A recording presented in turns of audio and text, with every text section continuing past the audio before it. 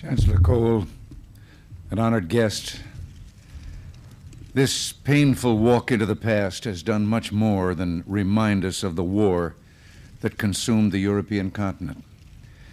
What we have seen makes unforgettably clear that no one of the rest of us can fully understand the enormity of the feelings carried by the victims of these camps.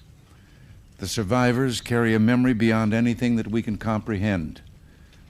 The awful evil started by one man, an evil that victimized all the world with its destruction, was uniquely destructive of the millions forced into the grim abyss of these camps.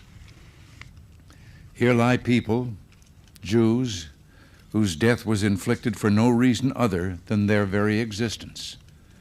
Their pain was born only because of who they were and because of the God in their prayers. Alongside them lay many Christians, Catholics and Protestants. For year after year, until that man and his evil were destroyed, hell yawned forth its awful contents. People were brought here for no other purpose but to suffer and die, to go unfed when hungry, uncared for when sick, tortured when the whim struck, and left to have misery consume them when all there was around them was misery. I'm sure we all share similar first thoughts, and that is, what of the youngsters who died at this dark stalag? All was gone for them forever, not to feel again the warmth of life's sunshine and promise, not the laughter and the splendid ache of growing up, nor the consoling embrace of a family. Try to think of being young and never having a day without searing emotional and physical pain, desolate, unrelieved pain. Today we've been grimly reminded why the commandant of this camp was named the Beast of Belsen. Above all, we're struck by the horror of it all, the monstrous, incomprehensible horror.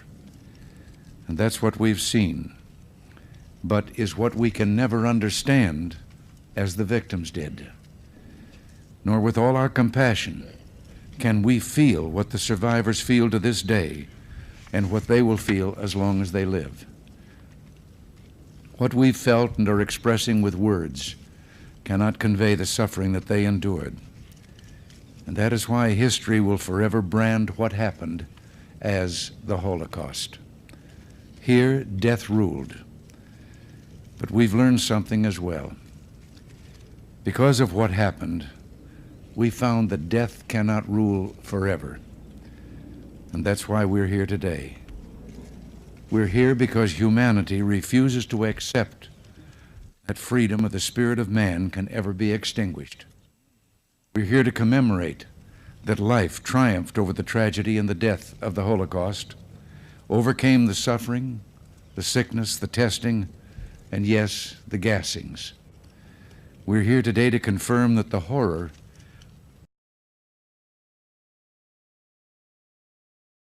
out of this sickness, as crushing and cruel as it was, there was hope for the world as well as for the world to come. Out of the ashes, hope, and from all the pain, promise.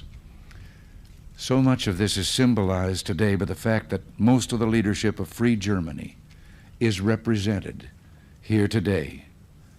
Chancellor Kohl, you and your countrymen have made real the renewal that had to happen. Your nation and the German people have been strong and resolute in your willingness to confront and condemn the acts of a hated regime of the past. This reflects the courage of your people and their devotion to freedom and justice since the war.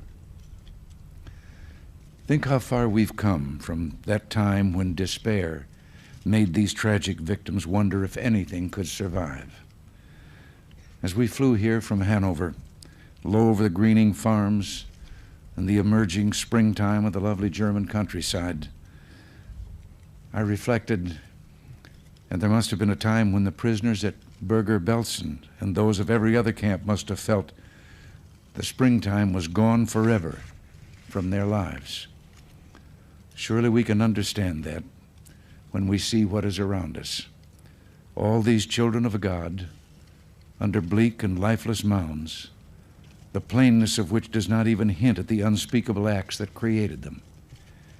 Here they lie, never to hope,